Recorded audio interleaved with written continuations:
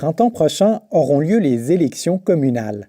Nous allons renouveler notre conseil municipal et notre conseil administratif. La liste des candidates vient d'être publiée la semaine dernière.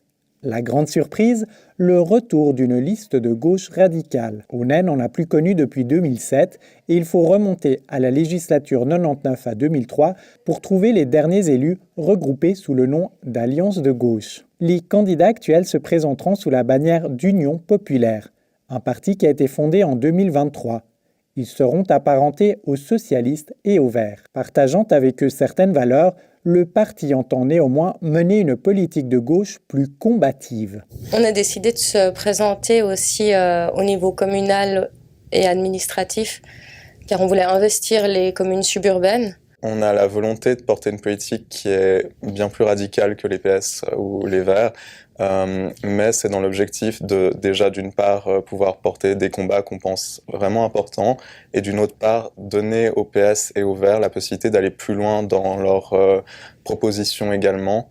Et évidemment, on soutiendra toute proposition qui irait dans ce sens-là. On a cette capacité à refuser la politique du moindre mal, donc dire oui, on supprime quelques trucs, mais en échange, on a d'autres acquis. Nous, on veut pas ces compromis-là et on aimerait aussi représenter une frange de la population qu'on pense ne pas être représentée par ces partis traditionnels. Ce qui distingue donc cette gauche radicale de la gauche classique, c'est la revendication d'un programme de justice sociale sans compromission, quitte à mobiliser la population directement par voie référendaire par exemple. On pense que c'est important de représenter les classes populaires et d'apporter plus loin aussi la réflexion de gauche. Donc on va se battre pour des sujets qui touchent toute la population. On aimerait développer beaucoup la mobilité douce, donc en passant aussi par le vélo.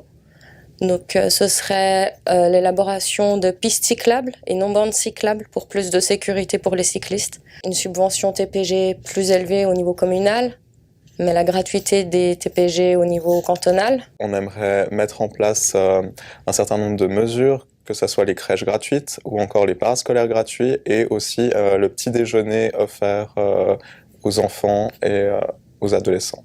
Un programme ambitieux, surtout pour l'une des communes les plus modestes du canton. Donc on compte financer ce programme en augmentant la péréquation financière pour Aunay et surtout augmenter les impôts communaux des plus riches de la commune.